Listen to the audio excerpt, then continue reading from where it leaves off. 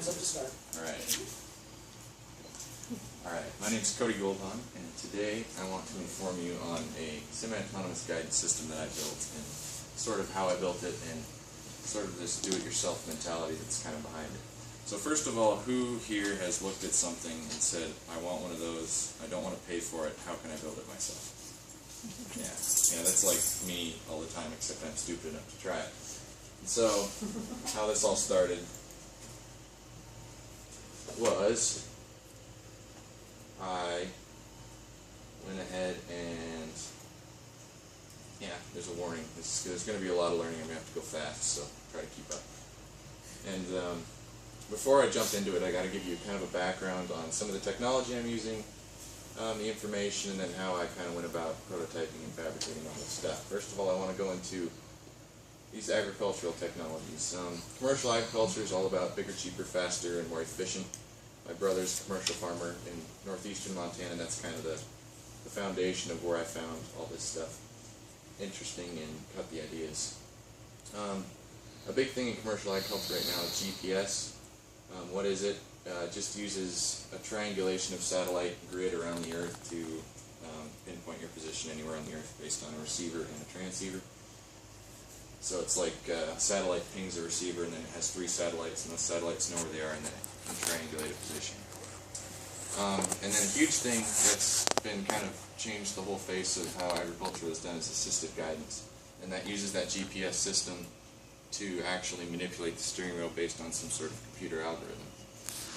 And so that's pretty cool. And computers are also implemented in everything from sprayers to seeders to rate control, everything like that. And so where this kind of crosses over is the do-it-yourself option.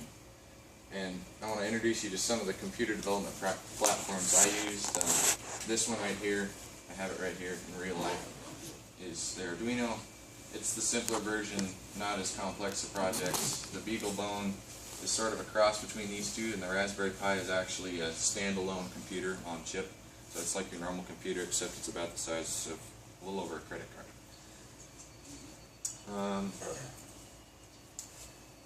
And then I also got to use some rapid prototyping or 3D printing to build some sensor manifolds and such for the tractor.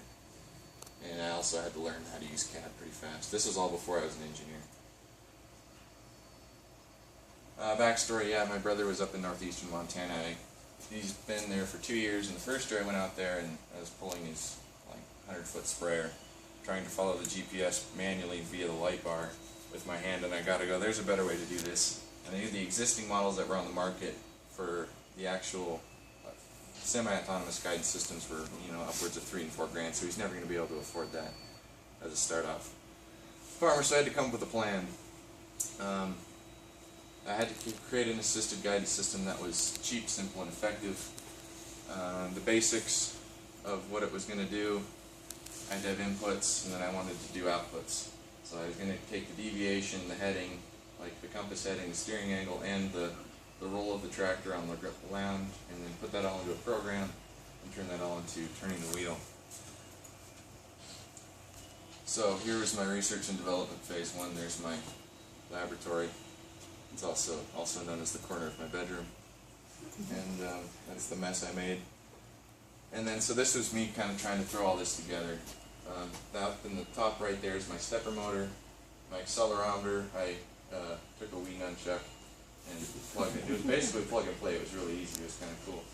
And then I had an angle sensor for the actual steering angle of the tractor, because with an articulated tractor it pivots in the center. Not like your car. Your car follows the front wheels, whereas the other tractor, so you're working almost circles, which is kind of nice for the math. Then I had a compass down in the bottom right there, and I had to have my brain, both figuratively and electronically. And then I had to come up with some software. This is where I went to my cousin, who is a software engineer, has his PhD in computer science, and he helped me out with a lot of the PID and visual software and the Arduino stuff.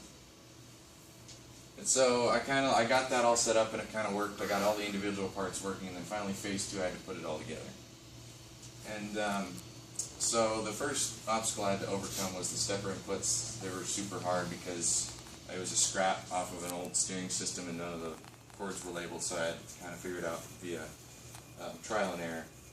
So that was a whole lot of fun. I spent a lot of time messing with different stuff that my cousin was sending me and spending a lot of time on the internet trying to figure out how to do all this. Then he also encouraged me to try to put it all on one sheet, so this was kind of my thought process all on a sheet. This was the somewhat of an electrical diagram of what how everything was going to connect. These are all the leads from the stepper that I had to figure out, and it was all sorts of fun, as you can see. And then this is all me trying to figure out how to do the point-to-point guidance. Okay, and then I finally got to run into putting down some prototypes. You got to use 3D printing to. This is the sensor manifold for the angle sensor for the middle of the tractor and the pivot point. And that's what I ended up doing for the input was this GPS right here has a light bar. It goes all the way across and it lights up individual lights for how far you are off from the computer-generated line on the field.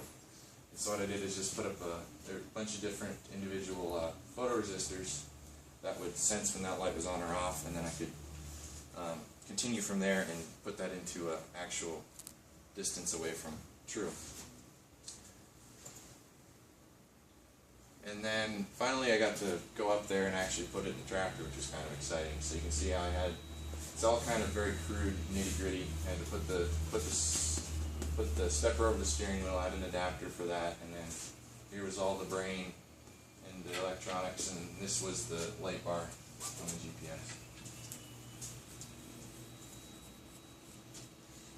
And then I finally got to test it, which was pretty crazy.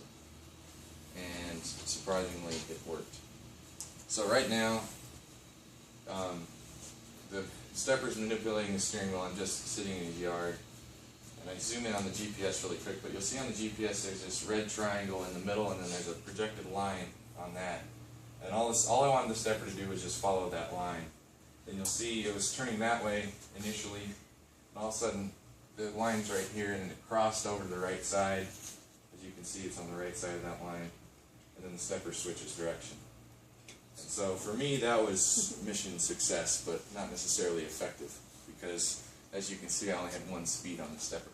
But I had a tractor that was technically steering itself. And so from there, that's basically where I'm at now. I wanted to get the stepper to go faster. That's a bunch of PIDs. Go through the program cycle. It's kind of boring. Kind of complicated. But yeah, that's the last prototype, and I'm kind of still working on this. He still wants to buy it and use it, so that's kind of fun. But that's where I'm at now, and I hope I can encourage you all to try to do things yourself, because it's a huge learning process, and you'd be amazed at how much you can learn outside of formal education.